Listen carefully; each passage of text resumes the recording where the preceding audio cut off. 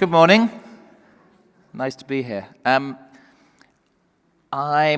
one of your more regular customers. I probably use your products between every 2 or every 3 days. And I'm also an optimist. I spend a lot of time with tech entrepreneurs to try and understand how they think. And I was just in Iceland for 3 days leading a group of 50 people working in health tech to try and get them talking to each other in a sense of how they see the future. And boy, they think quickly. There were people there using synthetic biology to try and develop cancer drugs. There are people there playing around with molecules that they're designing in computers to try and tackle Alzheimer's and prolong life. So they're thinking very quickly. They're thinking about customer experience that collects data from the body, that is friction-free, that solves real problems. And I talked to a few of them about how they would see the aviation opportunity as well as challenge. And I suspect I'm going to become quite annoying to you, so apologies in advance. And it's not because my flight was 3 hours, 50 minutes late from London, and there was no communication about why. And then when we got there, there was no stand to take people off the plane, and then they'd closed half of the passport. Anyway, I'm just going to make a point about how entrepreneurs see the passenger expectation or the patient expectation or whatever industry we're in. It's the same because everybody's norm now is you touch a button and magic happens. And the technologies we talk about, artificial intelligence, data analytics, these are now commodified. They're like electricity. So my worry is that because you have great projections of future growth, because you have invested a lot in physical things as well as networks that have to be here in a while, maybe you get a bit comfortable. Maybe you resist moving at the speed of these startups. So in the startup world, I'm constantly seeing and meeting crazy people. The founders of Lilium in Germany, Daniel raises a certain amount of VC money. It seems impossible, but he creates the electric vertical takeoff jet that they're now planning to take to market. This is a startup. There's another startup using the skies. This one's called Zipline, bypassing road transport in places like Rwanda to deliver medical supplies. Well-funded, highly impactful, and moving very quickly. The economics of transportation are changing very quickly. Suddenly, rooftops in cities are becoming more valuable because there's going to be a whole generation of little vertical takeoff vehicles for personal transportation.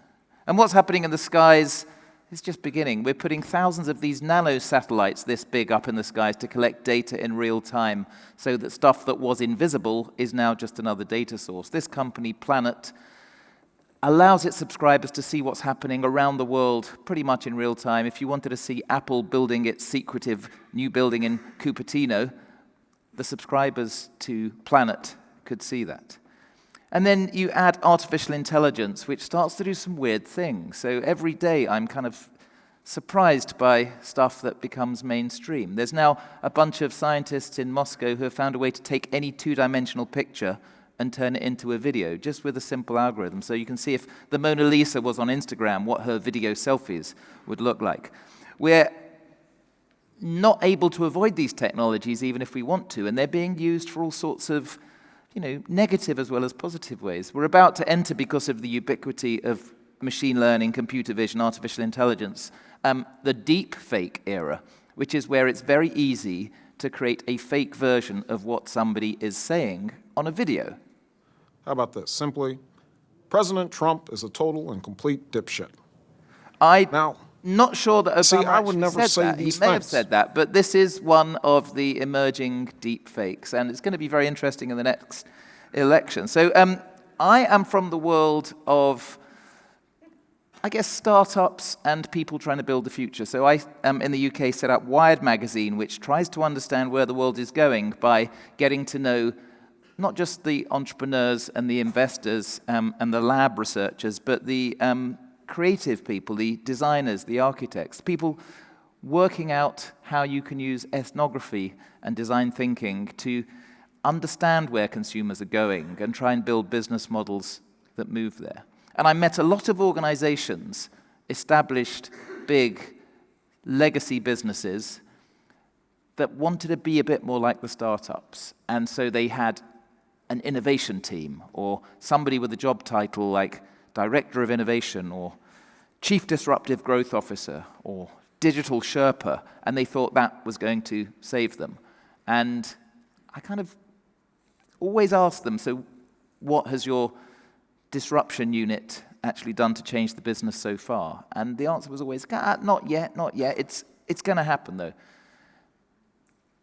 So I wanted to go and find examples of organizations that have been successful, that have made a profit, the legacy organizations that have found interesting ways to create future-facing businesses, to reinvent themselves in the direction that not just technology, but customer behavior is going. And I went to about 20 countries from Peru to China to write about them. And I'll share some of the things I learned about how to create a real culture of innovation. But I guess the context of all this is, you saw that exponential curve of falling energy price over a few decades. These exponential curves are hitting everything, and they change reality, even if you're in denial.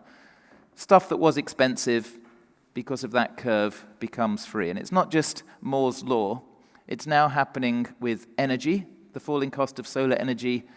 Now it's cheaper than most other forms of generated energy. The forms of storing energy, so this is lithium batteries, falling in price from the start of this decade from about $1,000 per battery to projections from Bloomberg New Energy, $73 by the end of this decade. So the idea that government subsidize the electric car makes no sense when the market will subsidize the electric car. And of course, consumers are going to jump towards the electric car. However, Munich and Stuttgart have planned for their internal combustion engine cars, because of the amazing designs, because of the amazing engineering, to be what consumers want. In fact, I think in a decade, maybe 15 years, consumers won't even want to buy a car. You'll buy access to the network of autonomous cars. So these exponential curves change human behavior in all sorts of ways. Here's an interesting one. That red growth curve shows couples, how they've met over the decades. The red one is people meeting online. The black one, falling sharply, meeting through family. Meeting through neighbors is falling. Meeting through friends is falling. Consumer behavior is not going to wait for us all to get together at a conference and agree this is what should be happening. It happens anyway. Mary Meeker, the internet analyst and investor, does an internet trends report every year. And this slide always jumps out to me. This is the amount of hours American adults every day are spending on their digital screens. The green is the mobile screen. The silver in the middle is the laptop, desktop. The blue is other digital devices. It's gone from 2008, from 2.7 hours a day to last year, 6.3 hours a day. Almost 3 times as much time they're spending on the screens, not talking to their colleagues or their families, talking to the device. If you don't make your business, whatever kind of business it is, talk to the screen before you talk to them in old school ways, you're going to get left behind. And every company now has to become a machine learning, artificial intelligence company. It's why McDonald's, as an example, keeps buying up AI data analytics companies. So I guess the warning is there's an acceleration happening, and the risk is being comfortable. Because Nokia was comfortable, Kodak was comfortable, Blockbuster was comfortable, and just because it suited their business model and their projections and their forecasts to stick to doing what they were doing, doesn't mean that's the right answer. And there's crazy startup people trying to do all sorts of stuff in terms of passenger air transport. Elon thinks he can send rockets to the other side of the world in half an hour. He's very good at telling a story. But you shouldn't really dismiss him, because maybe not Elon, somebody else might come up with this technology. He's already got deals in places like the United Arab Emirates for his Hyperloop, very, very fast passenger travel, as well as cargo travel. But it's not just tech that forces you to be a bit less comfortable.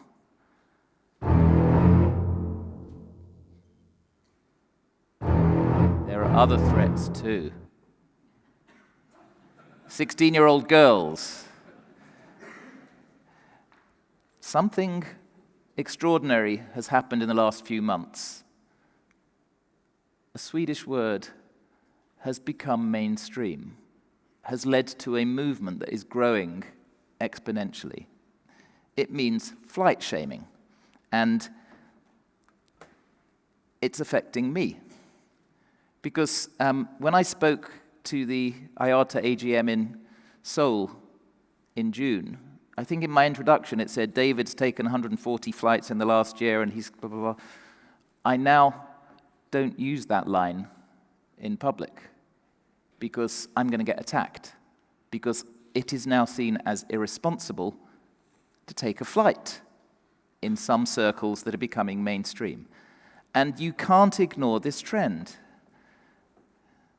You know, Goldman Sachs publishes a report looking at the impact of climate change on flooding in cities. You know, this is not a radical Extinction Rebellion organization, it's Goldman Sachs, but it's signaling very, very heavy warnings. And so if you are not having a 24-year-old on the board of your organization, if you are not signaling you are actively looking at new technologies every day, you're going to be judged. You're going to lose that story battle. Because it is a fight for a narrative. And diversity includes bringing in the tent the people who are furious about this industry. Because if you don't, they're going to win that conversation. And if you look at media coverage, it's not looking great. Increasingly, the media is latching onto the narrative that aviation equals climate change equals pollution. And there's no point talking about it's just 3%. It's just, you know, we're not the cause. It's a story that gets out of your control. The Green Party in the UK and now the Labour Party are starting to talk about limiting the number of flights we're taking. This is the Guardian newspaper yesterday. Maybe frequent flyers are going to be sent to Guantanamo Bay. This is another example about the pollution around an airport in news reports. We're going to have governments responding to this demand with greater tax. So in terms of what the startups would think as the opportunity, with this as the context, I think I'm seeing 4 big ways they would approach this. They would try and find ways to make the industry more sustainable. They would make the experience of the passenger more friction-free. They would worry that as you become more data-led, you are going to be more vulnerable to breaches, and they would invest a lot more, I think, in security. And they would also not see you as individual siloed organizations that get together at places like this. They would create a way to suck in all the data collectively you have and create what in tech worlds is called an API. An API essentially is a way to get a huge amount of data available in secure ways for other organizations to use. And if you think about a lot of what I pay money for when I'm buying an airline ticket, a lot of that value is commodified. You know, there's not much margin on the flight ticket. There's all sorts of fluctuating prices of oil and online travel agencies taking commission and all that. But what if you collectively accepted that the business is being commodified, but a bit like an app store, because you've got those captive people, why not sell extra enhanced services to them by partnering with other people? Why don't I get on the plane having ordered food from 20 different suppliers that can be delivered to me, and I would pay a premium and you would get 40% of that? Why cannot I choose a bunch of enhanced entertainment services? So the first of those opportunities, sustainability, it's happening in other industries that are taking passengers in ways that have been traditional. The ferry industry is now starting to look at alternative fuels. They're investing. It's a very analog industry, but they're investing and they're realizing at the edges this is what passengers are going to be demanding. By the way, they're very happy about flight shaming. They're also looking at autonomy and electric craft. And that's starting at the edges in aviation. I'm seeing quite a lot more investment going into alternative forms of engine, kind of the hybrid electric. This is something that NASA is working on. It's very early days. But you start to see some signs at the edge. Do you always have to meet face to face? Could you take the train instead? Could you contribute by compensating your CO2 emissions or packing light? We, the first commercial airline in the world, today kindly invite you, all travelers in the aviation industry, to join forces. So this is KLM. I think it's like one of those canaries in the coal mine starting to say, well, maybe we don't want to encourage you to fly. It's just like the Patagonia ad, very famous ad, don't buy this jacket. Because the purpose of Patagonia was to help people in the wilderness enjoy themselves, and if you damage the wilderness by buying consumer stuff that you don't need, that's not good for business. So, there are startups increasingly well-funded trying to solve these sorts of problems. Why don't you bring them into your tent? Why don't you invest actively in these startups? Why don't you talk to them? Climeworks is one company that takes CO2 from the air and turns it into rocks. There's a bunch of very interesting stuff happening with ambitious cross-disciplinary approaches to reducing that impact. You can't just talk about it anymore. You have to not just be seen doing it, but actually believe in it and do something. The friction. Well, yeah, it's lovely to have the instant journey, and there's a bunch of companies talking about, let's get people to the other side of the world. How does that fit with the sustainable thing? But essentially, we need more of this in every interaction. So biometrics going through the airport is great. In my book, I went to Dubai, met the head of the Future Foundation, Karfan Belhoul, who said, why shouldn't the whole of the city be the airport terminal? Why shouldn't you call a car? In the back of the car, you show your passport, you're driven straight to the plane. Why do you need that friction? Because you've got the data about the person. Why do I need to show my boarding pass when buying a bottle of water at the shop? It's like nobody's talking to each other. But on WhatsApp, I can talk to 140 people around the world that I've just linked together and have a real-time conversation and exchange voice and exchange videos and everything works. And that is the expectation now. Not, I'm at the airport, they want to put barriers in front of me for the very, very basic things. Security is going to be increasingly important for you to work with startups to address. Because, the bad guys see an awful lot of economic value. Oh, and plus security around that physical place called the airport is going to get more interesting. This idea of being more like an API, I haven't quite worked out what it means, but if you don't see yourselves in the passenger transport business, but also sometimes in the concierge business, people will pay extra for enhanced services if they trust you to deliver quality. And what happens when, for instance, you've got people in a confined space for a few hours?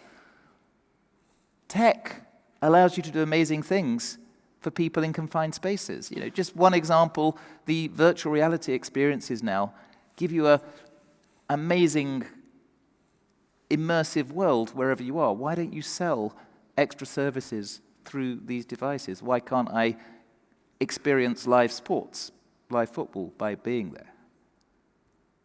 Because I think not much really has changed in terms of real innovation, in terms of our expectations of travel. This is 1927. This is Fritz Lang's Metropolis. But we're in a world where you have to keep innovating. You can't wait like a century for something to transform. So what do we mean by innovation? I see a lot that isn't innovation that claims to be. I collect kind of fake innovation. The Consumer Electronics Show in Las Vegas every year has the media getting very excited about amazing new innovations that the world probably doesn't need. This year at the Consumer Electronics Show, the great innovations included the connected bottle opener that tells your whole social network each time you have a new beer, and of course the digital cat toilet that sends notifications when your cat... These are the best minds of our generation working on this sort of stuff. Sometimes big money goes into these spurious innovations. Do you remember the smart juicing machine, Juiceru, raised $120 million from companies including Google Ventures?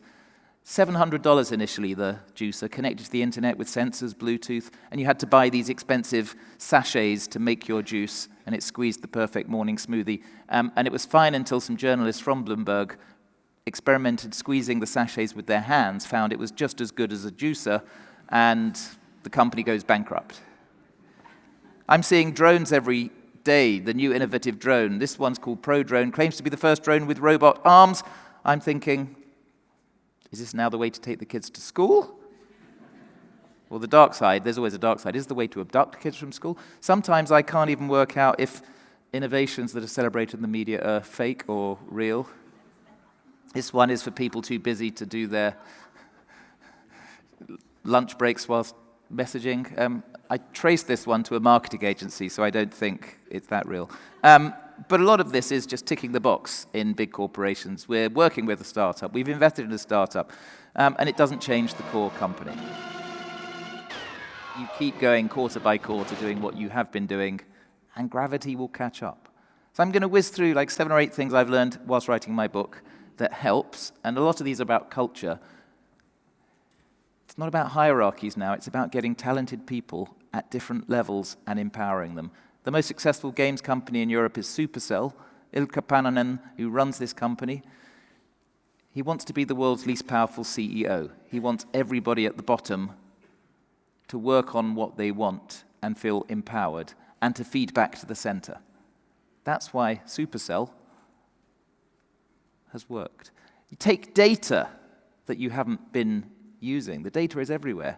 I went to see Qantas for the book because they've got an amazing loyalty program where they've got half the Australian population, and they're using that data to create prototype new businesses based on knowledge of the customers. Health insurance business, life insurance business, food and drink club. It de-risks the whole business. I think when I looked last, it was about 30% of the revenue or the profits of the whole group. Think about not products, not tickets, but service, how you can sell service.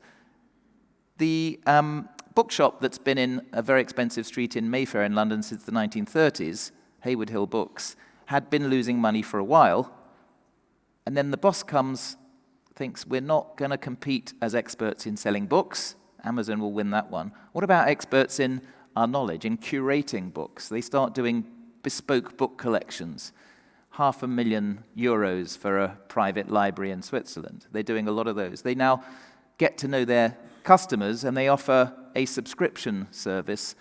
We will send you a book that we've chosen for you because we read lots of books. Each month we'll gift wrap it. It will be $400, $500, $600 euros a year, and they've now got thousands of people doing that. So, it's framing what they're doing in a different way because people will pay for service. Build an ecosystem. Don't just work as you're an island. Partner as much as possible with other organizations where there's mutual value. The founder of one of the big successes in phone manufacture in China, Lei Jun, of a company called Xiaomi, which is often accused of ripping off Apple. This is the Xiaomi stores. I won't comment on them. They're actually rather brilliant in that they make no margin on the phones, but they've invested in 400 or 500 hardware startups not much money, but they give them access to their 300 million customers, their supply chain, they put their logo on the product, and they take a nice margin. The best-selling battery purifier,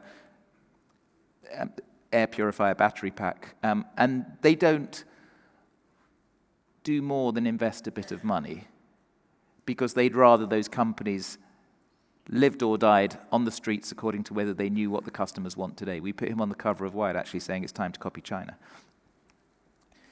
Get a mix of people in your organization. Alexander, I think more women in leadership positions, fewer men on stages talking is just the beginning. You want people who are cognitively diverse as well as gender and ethnically diverse, people who think in different ways. The most effective team I've seen that are obsessed with cognitive diversity created the autonomous car at Google X, the secret lab. They made the balloons that float in the stratosphere to create internet connectivity. They made a drone business. Each of them becomes a multi-billion-dollar business when they spin it off.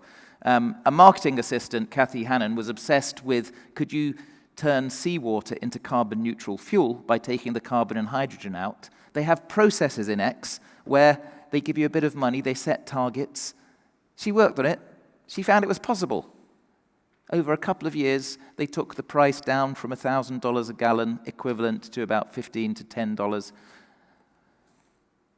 A diverse team solves problems. In the end, they killed the project because it was going to take longer to get down to the price of petrol at the petrol station. But by killing their project, because everything is about measuring, they all got a cash bonus anyway. So, some things they make don't work as consumer items, but this business alone is going to be maybe $100 billion. The tech is there. Use it. Don't ignore it, even if you don't think it's for your business. There's a fertilizer company in Norway called Yara that had a problem getting the fertilizer from the factory to the port. They had to hire 40,000 trucks each year, polluting, expensive, not part of their sustainability goals. They spent $40 million prototyping an autonomous electric cargo ship to see if you could take the fertilizer through the waters of Norway. And they announced it a couple of years ago. They're building it in Romania, I think, at the moment. When they showed this version, this little model in a pond, suddenly lots of other companies in Norway ring them up and say, hey, could we pay to use your autonomous electric cargo ship? Because it's solving a real problem for us as well. And finally, stuff goes wrong.